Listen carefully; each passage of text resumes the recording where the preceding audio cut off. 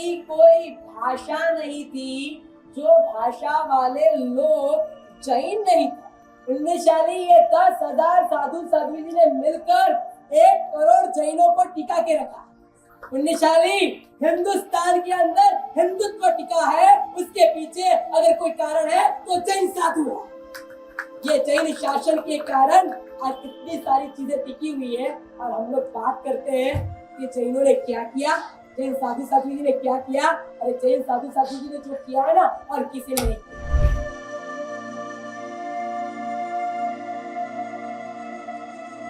आज से लगभग 2572 साल पहले परमात्मा महावीर को केवल ज्ञान की प्राप्ति हुई और वैशाख शुक्ल दशम के दिन परमात्मा को केवल ज्ञान की प्राप्ति हुई।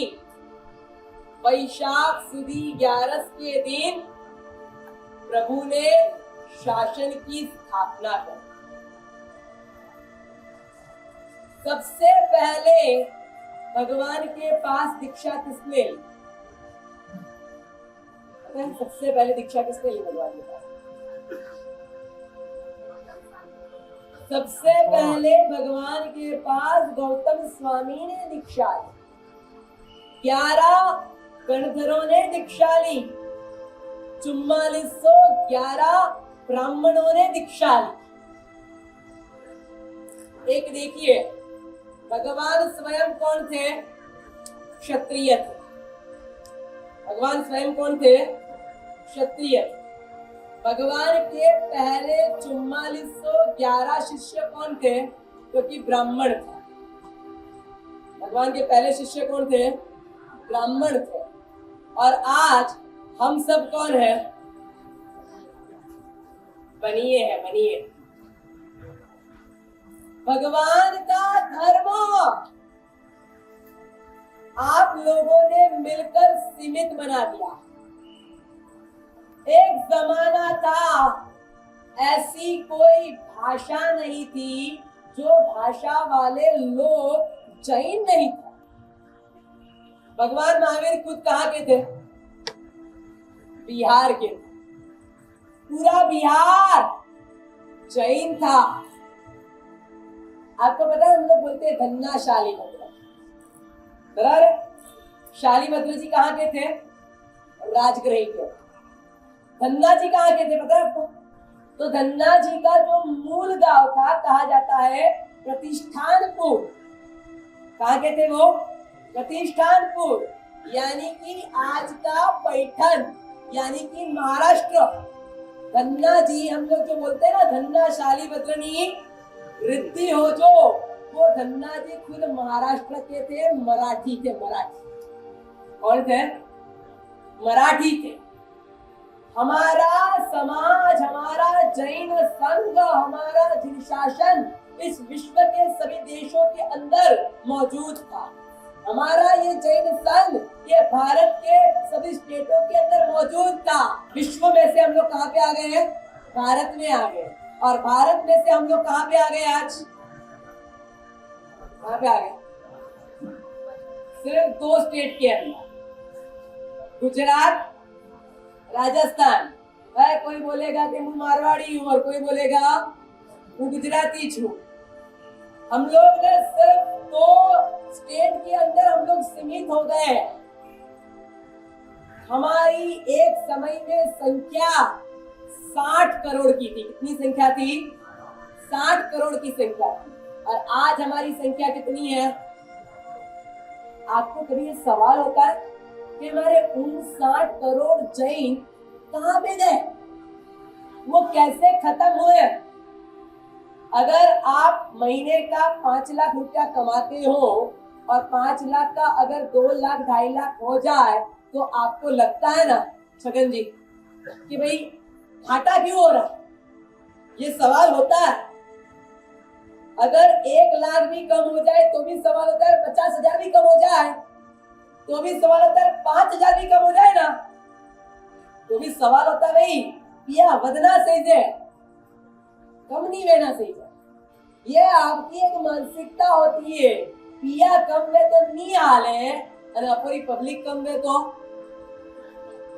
हमारा जैन समाज आज घटता जा रहा है और उसकी वजह आप लोग। आज हम लोग श्रमण परंपरा की बात करें। हमारी श्रमण परंपरा ने किस तरीके से ये शासन को टिकाया, हमारी श्रमण परंपरा ने किस तरीके के ये शासन को हमारे तक पहुंचाया है, उसकी बहुत सारी अलग अलग बातें मुझे करनी। भगवान महावीर के खुद के शिष्य कितने थे? किसी को पता है भगवान महावीर के शिष्य कितने थे? 14,000 शिष्य थे। कितने शिष्य थे? कितने शिष्य थे? 14,000 शिष्य स्वयं भगवान महावीर स्वामी के थे। वहां से हमारी परंपरा शुरू हुई। भगवान महावीर के खुद के 14,000 शिष्य। गुरु गौतम के कितने शिष्य? गुरु गौतम के शिष्य कितने? 50,000 शिष्य गुरु गौतम के, सिर्फ 2 जन के मिला के ना 64,000 होंगे। और एक बात सोचो, अगर साधु इतने होंगे तो साध्वी जी कितने होंगे? हमेशा संख्या भाइयों की ज्यादा होती है, बहनों की ज्यादा होती है? बहनों की ज्यादा होती है। सिद्धि तब के अंदर भाई 50 है तो बहनें कितनी है? 300 है।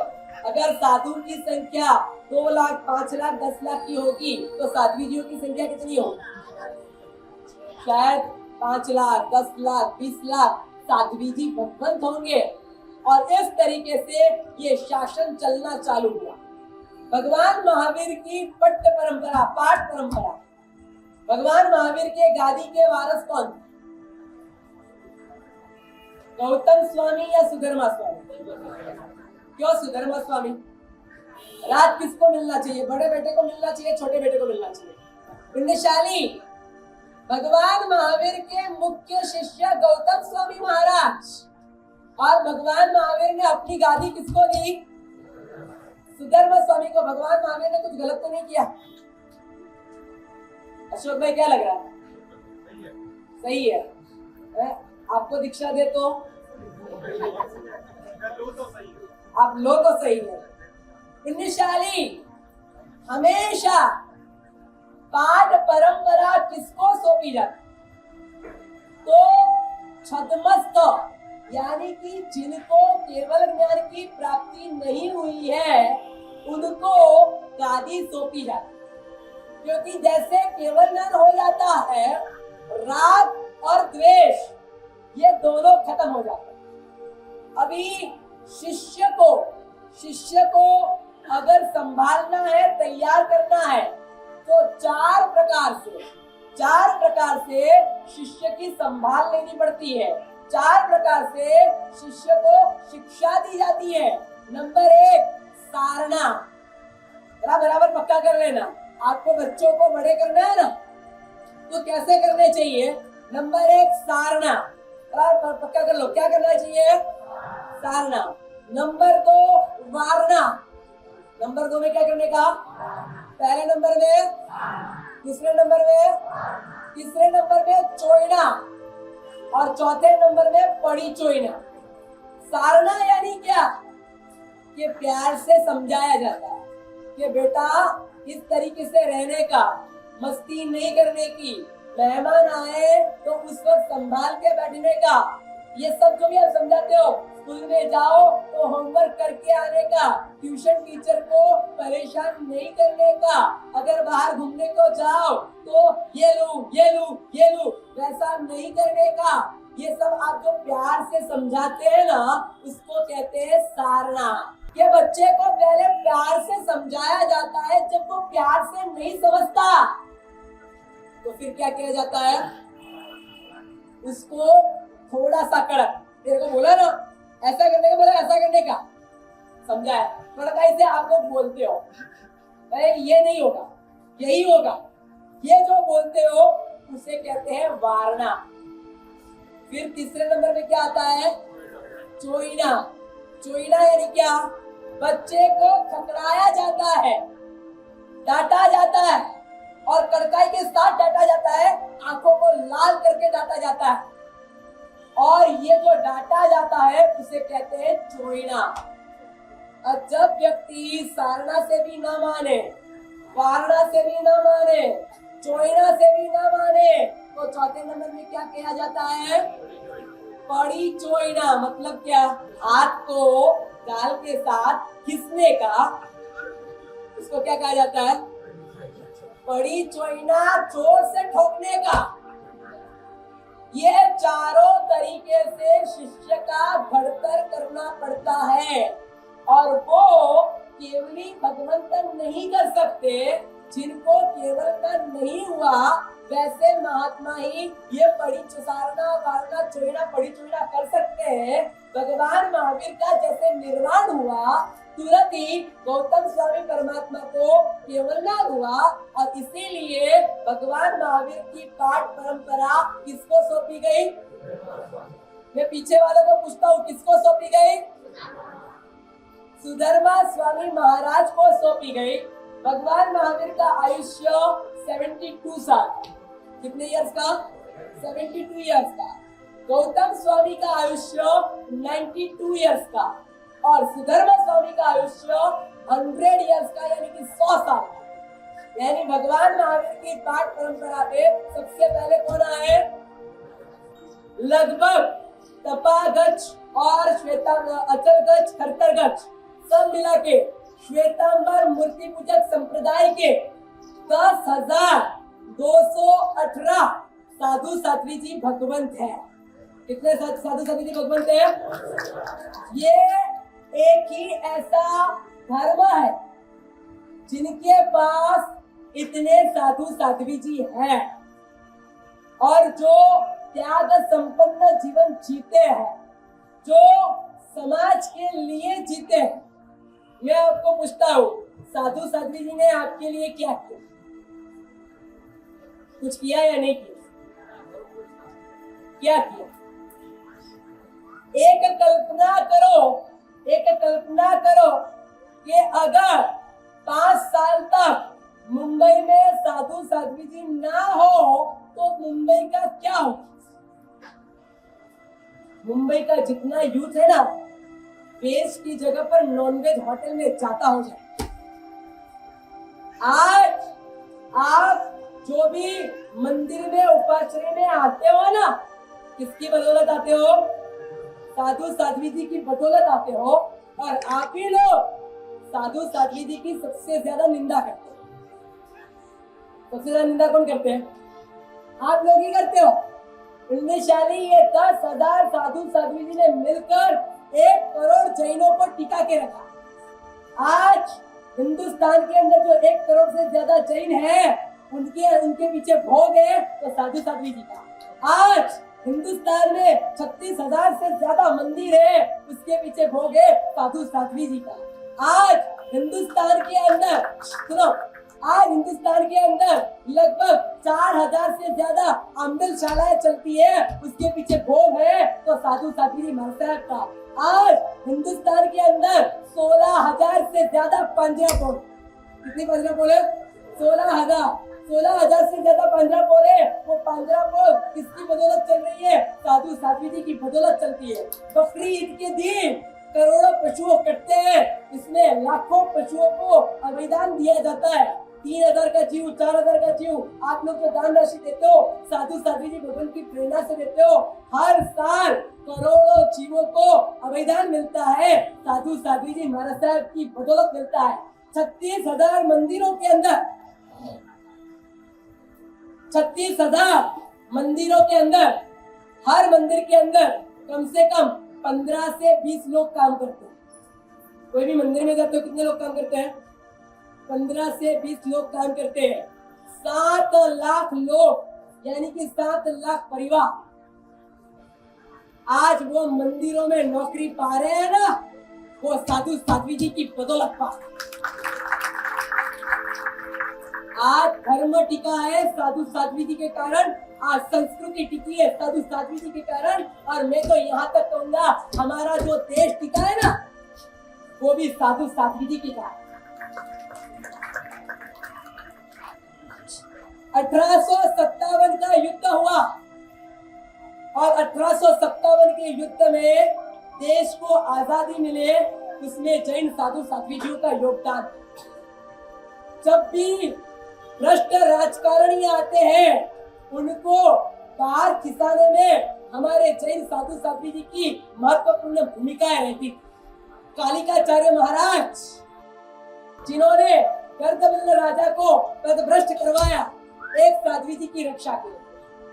पूज्यपाद ज्ञान सुंदर जी महाराज जब औरंगजेब चढ़ के आया था बुंदेलखंड के ऊपर, पूरा हिंदुस्तान के हिंदू राजा वो बुंदेलखंड के अंदर इकट्ठे हुए थे। ये औरंगजेब का हाहाकार बढ़ रहा है, सब मिलकर उसको रोके, सबकी ताकत नहीं थी। तब ये ज्ञान सुंदर महासाहब ने किले के ऊपर आकर पूरे युद्ध का संचालन किया। कैसे लड़ना, तोप के गोले कैसे छोड़ने, गोलियां कैसे छोड़नी, धनुष बाण कैसे लगाना, तलवार कैसे चलानी, किसने मार्गदर्शन दिया? किसने मार्गदर्शन दिया? किसने दिया? एक जैन साधु ने दिया। आप लगा होगा नहीं लगा होगा? लगा होगा नहीं लगा होगा? मैं पूछ रहा हूँ। साधु होकर हिंसा की बात करें तो आप लगता है नहीं लगता? अगर उन्होंने वो युद्ध का संचालन नहीं किया होता तो हम सब शायद आज यहाँ पे ये मूर्ति की पूजा करने को नहीं बैठे हो।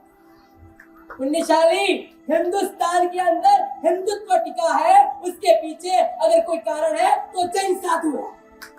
ये जैन शासन के कारण आज इतनी सारी चीजें टिकी हुई है। और हम लोग बात करते हैं कि जैनों ने क्या किया, जैन साधु साध्वी जी ने क्या किया। अरे जैन साधु साध्वी जी ने जो किया है ना, और किसी ने नहीं किया। भाइयों का काम होता है धंधा संभालना और बहनों का काम होता है घर संभालना। साधुओं का काम होता है बाहर के जितने भी कार्य हो, बाहर से आने वाले जितने भी आक्रमण हो, उनको संभालना। लेकिन जिन शासन को अंदर से मजबूत बनाने का काम अगर किसी ने किया है ना, तो साध्वी जी भगवंतों ने किया। साध्वी जी भगवान श्राविका को मजबूत करती है और श्राविका घर को मजबूत करती है। अगर गौतम स्वामी न होते तो भी चतुर्विध संघ की स्थापना न होती। वैसे अगर चंदनबाला न होती तो भी शासन की स्थापना न होती। शासन का जितना भागीदार साधु है, शासन की उतनी भागीदार साध्वी जी भगवंत की। हम लोगों ने हमेशा साधु साधु के नारे लगाने में साध्वी जी भगवंतों की उपेक्षा की है। वीआईपी ट्रीटमेंट किसको मिलती है? साधु भगवंत को। और साध्वी जी भगवंत को कैसी ट्रीटमेंट मिलती है? नॉर्मल ट्रीटमेंट मिलती है। घर में जब भी कोई भगवान का कार्यक्रम हो तो किसको आगे किया जाता है? भाइयों को आगे किया जाता है। उसका मतलब ये तो नहीं कि बहनों का उसमें योगदान नहीं होता। अरे इस दुनिया में सबसे बड़ा योगदान है ना माँ का होता है। माँ का, बच्चे को कोख में 9 महीना माँ पालती है, लेकिन बच्चा पैदा होने के बाद उसके बाद में बाप का नाम लगता है। लेकिन इतना याद रखना कि जब बच्चे को तकलीफ आती है ना, पहले बाप याद नहीं आता। पहले कौन याद आती है? पहले वो माँ होती है, फिर वो बाप रे निकलता है। हमेशा तकलीफ होती है तो माँ याद आती है। ये साध्वी जी भगवंतों का और ये श्राविकाओं का, ये जिन शासन में बहुत बड़ा योगदान है। अगर वे लोग ना होते तो शायद हम लोग ना होते। अगर वे लोग ना होते तो शायद आप लोग ना होते। आर्या चंदना, आर्या याकिनी महत्तरा, आर्या पद्म लक्ष्मी श्री जी, जितने भी आर्या है इस कलिकाल के अंदर, लास्ट सेंचुरी के अंदर सबसे पहली 100 वाली किसने पूरी की? तीर्थ श्री जी महाराज, हमारे सागर संग्रह के साध्वी जी भगवान तीर्थ श्री जी महाराज साहब उन्होंने सबसे पहले 100 होली वर्धमान तक की पूरी की। हमारे समुदाय के साध्वी जी भगवान रंजन श्री जी महाराज, एक साध्वी जी क्या काम कर सकती है? समय शिखर तीर्थ का जीर्णोद्धार ये रंजन श्री जी महाराज साहब ने करवाया। विदाउट एनी साधु भगवान के सपोर्ट के ये साध्वी जी भगवान ने समय शिखर तीर्थ का उद्धार करा। एमपी के अंदर हमारे इंदु श्री जी महाराज साहब, फल्गु श्री जी महाराज साहब, उनके लगभग 300 जितने साध्वी जी भगवान थे। 25 घर के संघ के अंदर चौमासा करते हैं। कितने घर के संघ में? 25 घर के संघ में। अब पूछते हैं ऐसा क्यों करते हो? वो बोलते हैं कि साहब जी अगर हम चौमासा नहीं करेंगे ये लोग जैन धर्म में टिकेंगे कैसा? छोटे छोटे गांवों में जो जैन धर्म टिका है साधु भगवंतों के कारण नहीं, इन साध्वी जी भगवंतों के कारण से टिका हुआ। पंजाब के अंदर पंजाबी श्रावक आज जो धर्म में टिके हैं वल्लभ श्री महाराज का उपकार, लेकिन उनके बाद में अगर सबसे ज्यादा उपकार हो ना तो साध्वी जी भगवंतों का उपकार है कि पंजाब आज भी जैन धर्म में टिका हुआ है। पुण्यशाली जब भी कोई साधु साध्वी जी दिखे ना तो अंदर से वंदन करना, अंदर से वंदन करना। हम लोग तो है ना हर जगह को टुकड़े टुकड़े में बांटते हैं। मैं बहुत बार एक दृष्टांत कहता हूँ। दो लड़के झगड़ रहे थे। महाराज साहब ने उनको पूछा क्यों झगड़ रहे? तो लड़के ने बोला महाराज साहब आप साइड में बैठो, हमारी इज्जत का सवाल है। अभी 8 साल का पप्पू और क्या बोल रहा है? इज्जत का सवाल है। वापिस जोर जोर से झगड़ने लगे। महाराज साहब ने उनको वापिस साइड में बिठाया, तुम बोलो तो सही क्या प्रॉब्लम? वो बच्चों ने बोला महाराज साहब आप साइड में बैठिए, मैं इसको देख लूंगा। दूसरे बोला तू मेरे को क्या देखेगा, मैं तेरे को देख लूंगा। और दोनों वापिस तू मैं पे आए। महाराज साहब ने वापिस दोनों को बिठाया, भाई शांति से बैठो तो सही। दोनों को शांति से बिठाया, पूछा प्रॉब्लम क्या है ये तो बताओ। वो लड़कों ने महाराज साहब से पूछा महाराज साहब पहले ये बताओ आप मारवाड़ी हो या गुजराती? महाराज साहब ने बोला मैं महाराज साहब हूँ। महाराज साहब मारवाड़ी भी नहीं है और महाराज साहब गुजराती भी नहीं है। महाराज साहब कोई है? महाराज साहब है, मैं महाराज साहब हूँ। वंदन करवा से तू झगड़ो का ले रही हो? लेकिन नहीं वाउसी पहले आप बोलो आप मारवाड़ी हो कि गुजराती हो? वाउसी के मैं गुजराती भी नहीं हूँ, मैं मारवाड़ी भी नहीं हूँ, मैं वाउसी हूँ। बच्चे थे उनको समझाओ तो तुरंत समझ जाते, आपको समझाना हो तो क्या होता? टाइम लगता है। तो उनको समझाया कि मैं वाउसी हूँ, तुम बताओ तुम्हारा प्रॉब्लम क्या है? वो बच्चे ने कहा कि महाराज साहब हमारा झगड़ा इस बात को लेके चल रहा है कि भगवान महावीर गुजराती थे या मारवाड़ी थे? जैन संघ या जैन समाज कितने संप्रदाय में बटा हुआ? कितने संप्रदाय में बटा हुआ? 1 2 3 4 कितने संप्रदाय में? एक बात मुझे बताओ, संप्रदाय हमने खड़े किए या आप लोगों ने खड़े किए? बोलो चलो फटाफट बोलो किसने खड़े? हम भी उतने जिम्मेदार हैं और आप भी उतने जिम्मेदार। चाय भी गर्म है और किटली भी गर्म है। लेकिन एक बात है, हम लोग संप्रदायों के विभाजन की बात नहीं करते हैं, हम लोग संप्रदायों के संयोजन की बात करते हैं। ये भारत विविधता के अंदर एकता का देश है। आप गुजराती हो तो भी जैन हो, आप राजस्थानी हो तो भी जैन हो, आप दिगंबर हो तो भी जैन हो, आप मूर्ति श्वेतांबर हो तो भी जैन हो, आप स्थानकवासी हो तो भी जैन हो, आप मूर्ति पूजक हो तो भी जैन हो। इतना याद रखना है आप कौन हो। कभी भी अगर आपको पूछे आप कौन हो तो आपके मुंह में से क्या निकलना चाहिए? मैं कौन हूँ? जैन हूँ। कुल मिला के श्वेतांबर, दिगंबर, स्थानकवासी, तेरापंथी, चारों 4 संप्रदाय मिला के 407 आचार्य भगवान। कितने आचार्य भगवान थे?